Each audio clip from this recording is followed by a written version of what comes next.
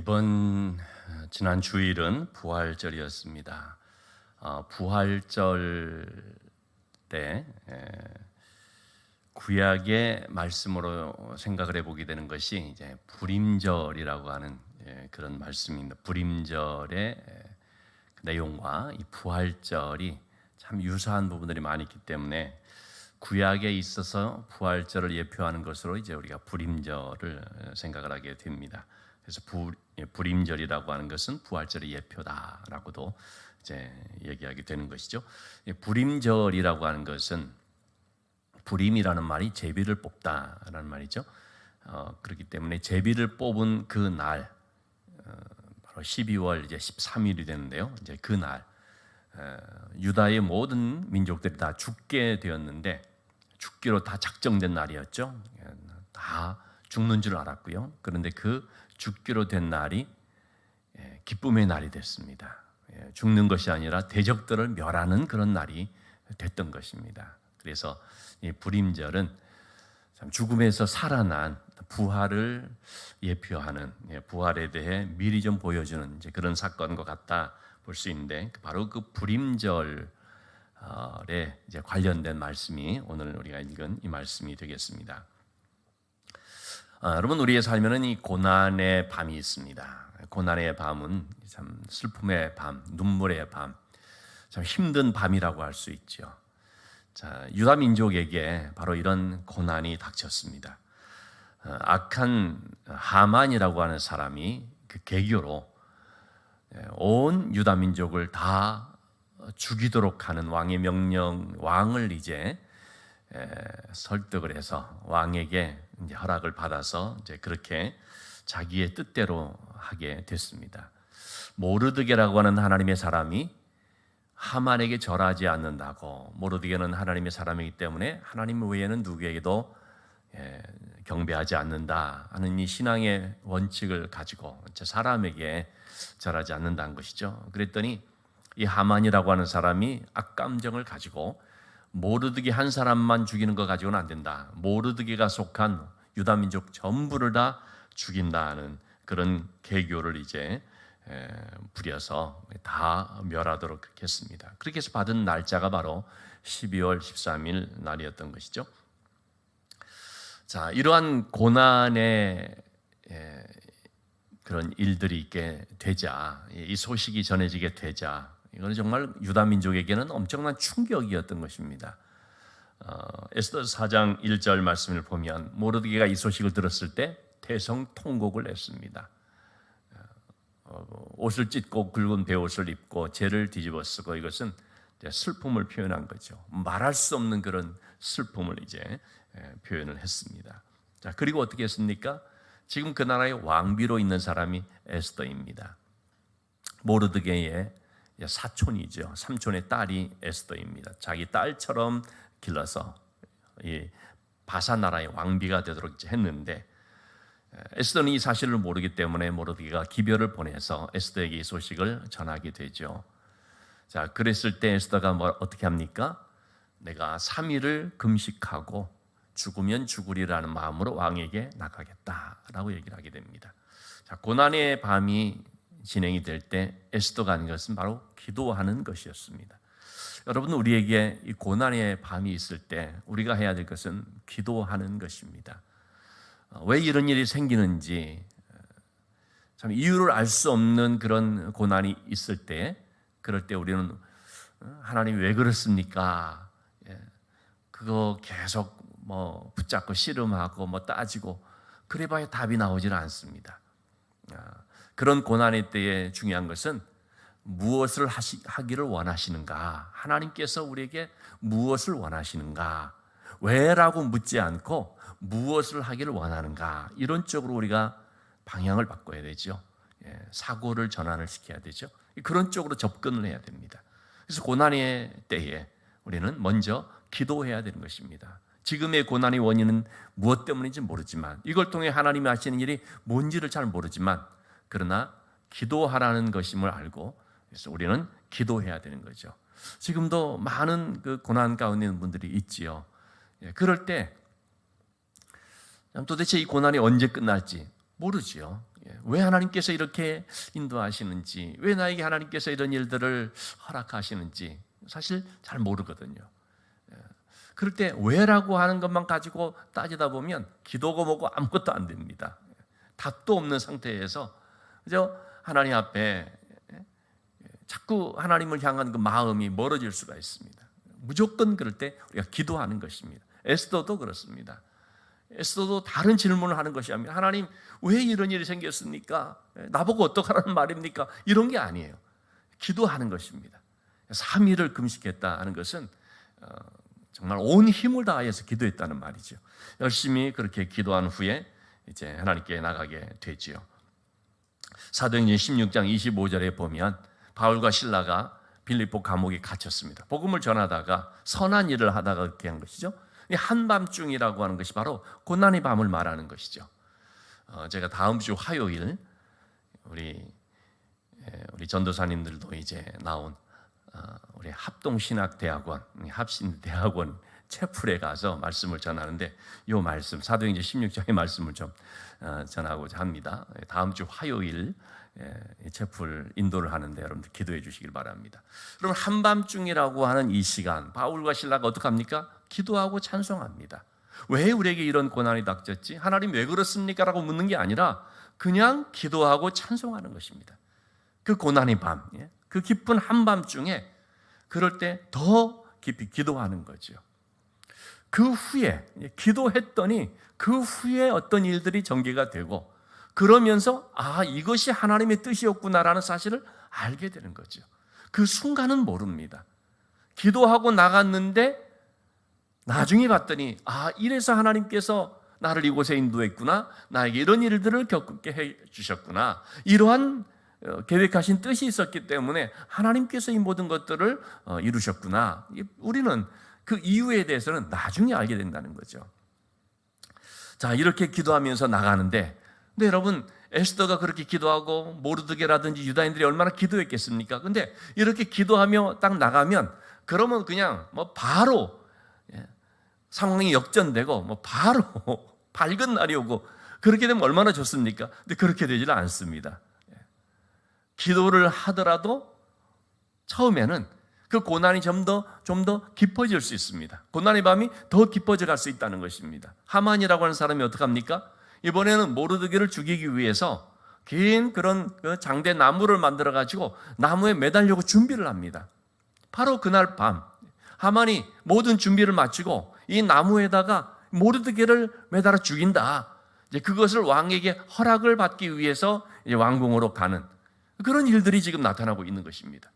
기도를 하고 있는데 위험이 더 커졌습니다. 기도를 하고 있는데 죽음의 순간이 바로 눈앞에 닥쳤습니다. 그냥 이대로 하면 모르드게가 바로 나무에 달려 죽을 수 있는 것입니다. 아주 절체절명의 순간이죠. 기도하는데 상황이 좋아지는 것이 아니라 기도하는데 더 어려움이 생기는 이런 일들을 이제 당하게 됐다고 볼 수 있죠. 표면상으로 보면 그렇게 보여집니다. 자, 그런데 바로 그날 밤, 이제 오늘 1절 말씀 한번 보시겠습니다. 바로 그날 밤인 것이죠. 하만이 모르드게를 죽이기 위해서 그 모르드게를 달아낼 나무를 다 준비한 바로 그날 밤이죠. 왕에게 나와서 이제 말 한마디를 하게 되면 모르드게가 죽을 수도 있는 바로 그날 밤. 자, 어떻게 하나님의 역사가 나타납니까? 왕이 잠이 오지 않습니다. 여기서 잠이 오지 않았다는 것은 70인역 성경이라고 있습니다. 유대인들의 성경인데요. 거기서는 뭐라고 표현했냐면 이 에스더서 6장 1절을 주께서 왕에게 잠이 달아나게 하셨다라고 표현을 하고 있습니다. 그렇게 쓰고 있습니다. 이제 우리말 번역은 이제 그런 부분이 생략되어 있습니다만 정말 이 말씀을 보면 하나님께서 하신 것임을 보게 됩니다. 주께서 왕에게 잠이 오지 못하게 만들어 버린다는 거죠. 잠을 좀 자다가 깼는지 어떤지 모르겠습니다. 어쨌든 잠이 안 드는 것입니다. 우리가 그런 게 있지 않습니까? 저도 요즘 갱년기 때문에 항상 그 밤중에 한번 깨가지고 잠을 다시 잘 못 들고 그래가지고 요즘 새벽기도 오는데 상당히 고전할 때도 좀 있는데요. 잠이 오지 않으면 몸은 피곤해도 정말 잠이 오지 않아서 일어날 수밖에 없는 일들이 있거든요. 왕이 그랬습니다. 잠이 오지 않는 거예요. 자, 그럴 때 이 왕이 어떻게 했습니까? 궁중일기를 가지고 와서 읽도록 그렇게 말합니다. 그 읽는 것을 내가 듣겠다는 것입니다. 그래서 궁중일기를 가져오게 하는 것이죠. 자기 앞에서 읽히더니, 자, 하나님은 왕에게 잠이 오지 않겠습니다. 그리고 또 하나님은 이 왕으로 하여금 궁중일기를 읽을 수 있게 했습니다. 그런 생각들을 갖는다는 것이 하나님이 하신 일이겠죠. 자, 그리고 또 이어서 어떤 일이 있게 됐습니까?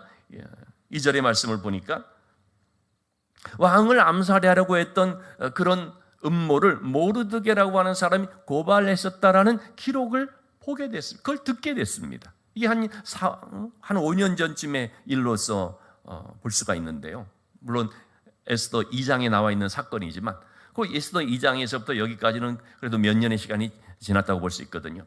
어쨌든 이 궁중일기를 통해서 왕의 암살 이 음모를 말해서 그래서 왕의 목숨을 구해준 그런 일이 있다는 사실을 왕이 듣게 된 것입니다. 잊어버리던 일이었죠. 모르드게라는 사람이 이런 공을 세웠구나라는 사실을 알게 된 것입니다. 그래서 왕이 묻게 된 것입니다. 3절의 말씀에 무슨 존귀와 관작을 모르드게에 베풀었느냐.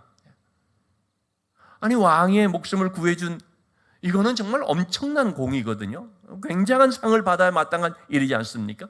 그런데 무슨 존귀와 관작을 베푼 일이 있느냐고 물어봤더니 거기에 그러면은 기록되어 있어야 되는데 아무것도 없는 것이죠. 전혀 그렇게 상을 준 것이 없습니다. 왕은 자기의 목숨을 구해준 사람이 있다는 사실도 알게 되었고, 그런데 또 이 사람에게 아무런 상을 베풀지 않았다는 사실도 또 알게 된 것입니다. 하만이라고 하는 왕이 바로 밑에 있는 최고 권력을 가진 신하가 지금 모르드게라고 하는 사람을 나무에 달아 죽이려고 하는 바로 그 밤, 그 시간대에 왕은 지금 모르드게라고 하는 사람이 자기의 왕의 목숨을 구해준 이러한 사실이 있었다는 것을 비로소 알게 되는 일이 벌어진 것이죠. 여러분, 이것이 우연이겠습니까? 우연이 아니죠. 하나님께서 연출했다고 할 수 있는 아주 기가 막힌 타이밍에 다 일어난 사건인 것입니다. 그래서 항상 하나님께서 하시는 것들을 보면 하나님의 때라는 것이 있거든요. 하나님의 시간. 우리가 생각할 때 도대체 하나님의 시간은 언제일까라고 싶은데, 근데 하나님께서 하시는 걸 보면 정말 기가 막힌 그런 타이밍, 탁 맞아떨어지는, 진짜 이 드라마로 뭐 영화로 이렇게 만들 수 있는 어떤 그런 것처럼 이게 딱 떨어지게끔 하는 그런 걸로 하나님께서 진행을 시키거든요. 얼마나 이게 참 정말 드라마틱한 거 아니겠습니까? 하만이라고 하는 사람은 모르드게를 죽이러 와갔는데, 그런데 왕은 모르드게라는 사람이 자기 목숨을 살려준 사실을 알고 아무런 상도 주지 않았다는 사실을 깨닫고 너무나 깜짝 놀라서 혹은 왕이 좀 당황이 되게 되겠죠. 아니, 이런 일이 있을 수 있느냐, 얼마나 미안했겠습니까? 모르드게라는 사람이 그렇게 고마운 일을 했는데 아무런 상을 주지 않았다는 것이 이게 얼마나 잘못됐는가라는 것을 비로소 그때 왕이 알았겠습니까? 바로 그러한 상황들이 지금 같이 동시에 이루어지고 있었다는 것이죠. 여러분, 이처럼 하나님께서는요, 잊어버리기도 하시고 다시 기억나기도 하시는 것을 볼 수 있습니다. 하나님의 어떤 뜻과 목적에 의해서 어떤 것은 정말 잊을 수 없는 것인데 잊어버리게 되는 일이 있는 것이죠. 이거는 상을 마땅히 베풀어야 될 것인데 베풀지 않고 그냥 지나가 버리는 일이 있을 수가 있는 것입니다. 그러다가 또 아주 그런 하나님의 그런 때에 이것이 다시 생각나게 하시는 그런 일들이 또 있는 것입니다. 묻혀진 줄 알았던 그것이 그렇게 하나님께서 계획하신 그 때가 딱 되면 그것이 탁 튀어나오듯이 정말 기가 막히게 밝혀지게 만들어버리는 그런 일들이 있다는 것입니다. 마치 우연처럼 묻혀져 있던 것이 한순간에 딱 드러나서 아니, 이런 일이 있었다니 하는 것을 보여주는 것이 있다는 거죠. 그래서 하나님께서는 참 이렇게 드러나게 하시는 분이십니다. 여러분, 요셉의 경우도 보시면 어떻습니까? 우리 창세기 40장 23절을 보시면은요, 요셉이 두 명의 그 바로 왕의 신하의 꿈을 해석해 주지 않습니까? 그 중에 술 맡은 관원장이 복직이 됩니다. 요셉의 꿈의 해석에 따라서 그대로 자기의 그 자리를 복직을 하게 됩니다. 그러자 이 술 맡은 관원장이 요셉에 대해서 얼마나 은혜를 참 고맙다고 그렇게 했겠습니까? 너의 은혜를 정말 잊지 않겠다고 했겠죠. 요셉이 뭐라고 말합니까? 이제 당신이 다시 복직이 되면 왕의 측근이 될 건데 그렇게 되면 나를 생각해서 여기서 좀 나갈 수 있게 해주십시오. 나는 그런 어떤 죄를 지은 사람이 아닙니다.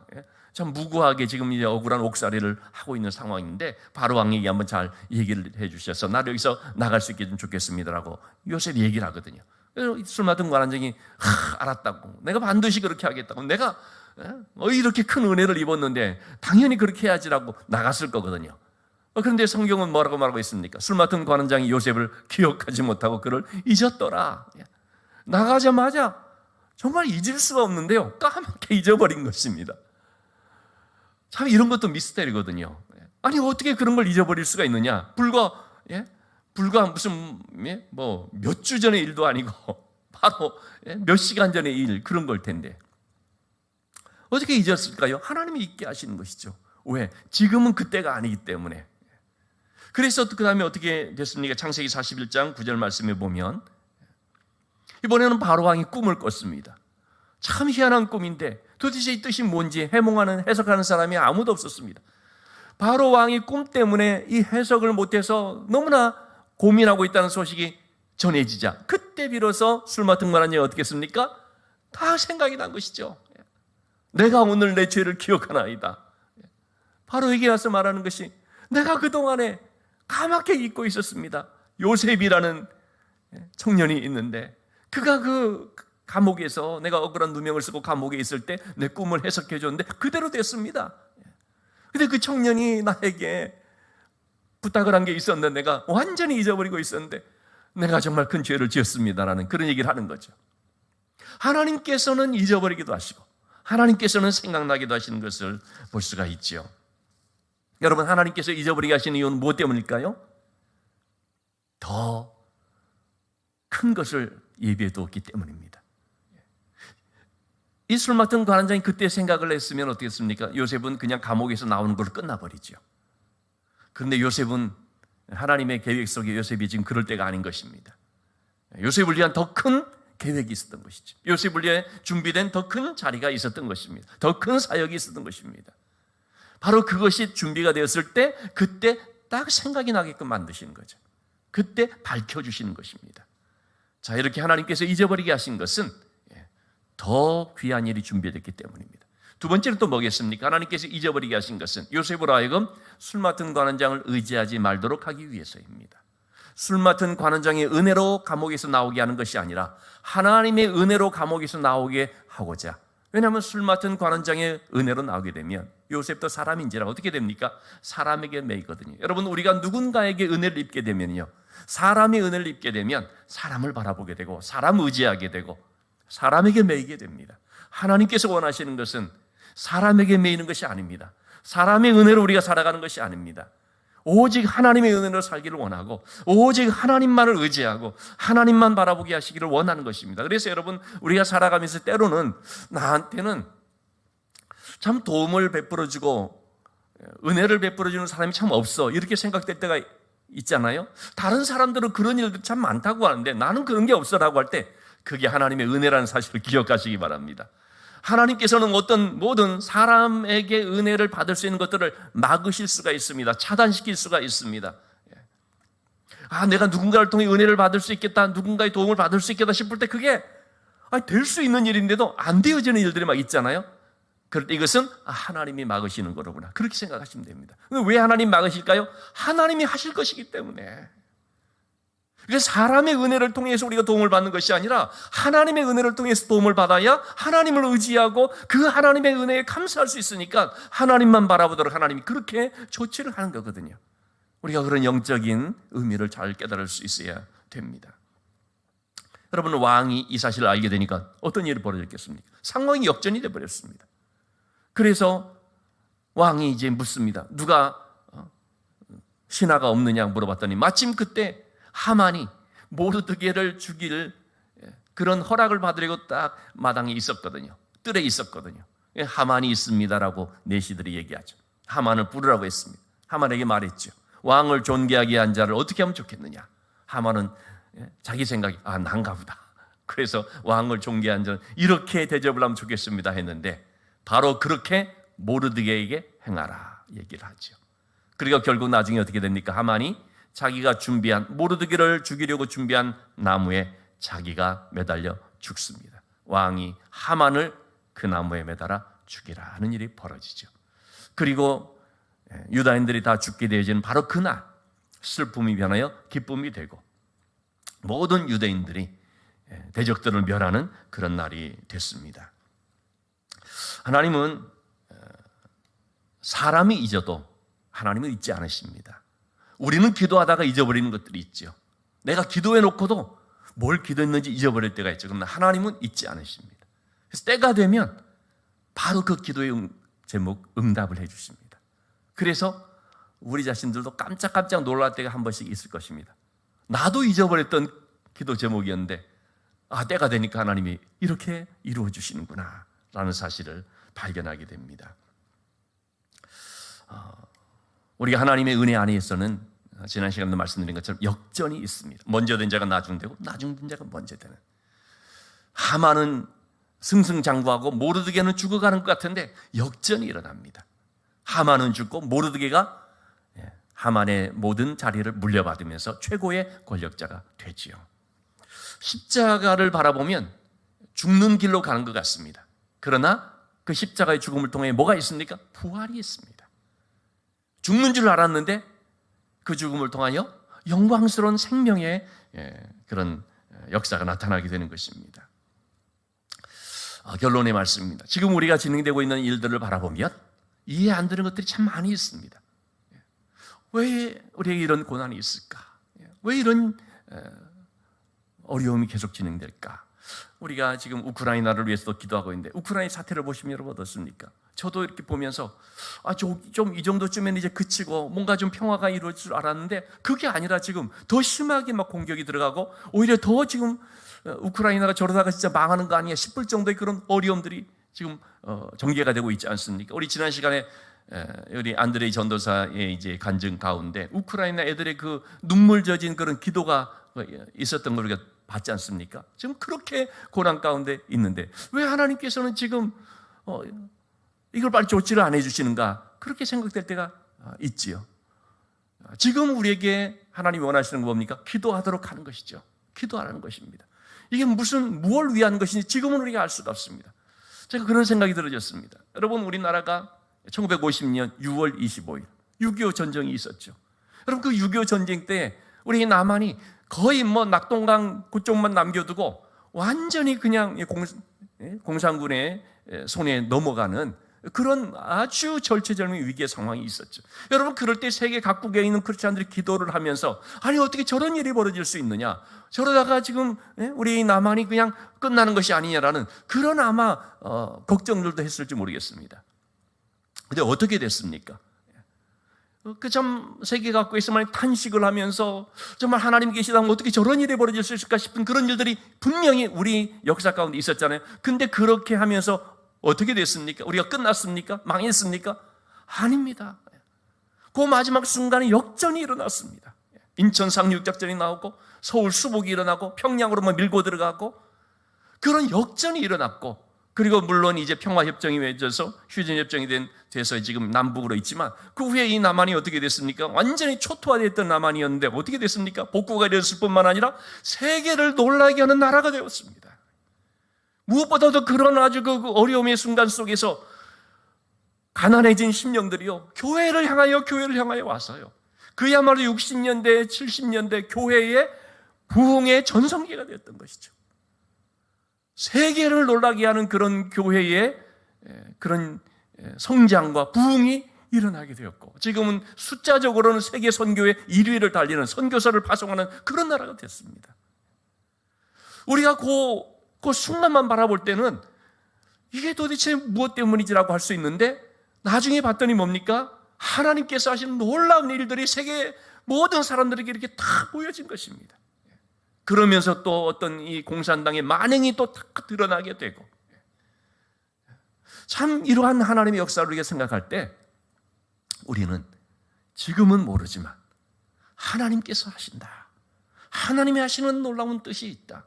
분명히 하나님께서 역전의 은혜를 주시고 새롭게 하여 주시고 이제 앞으로 우크라이나라는 것을 통해서 어떻게 또 하나님의 그 일들이 전개가 될지 정말 어떤 상상할 수 없는 것이 나타날 수도 있는 것이거든요.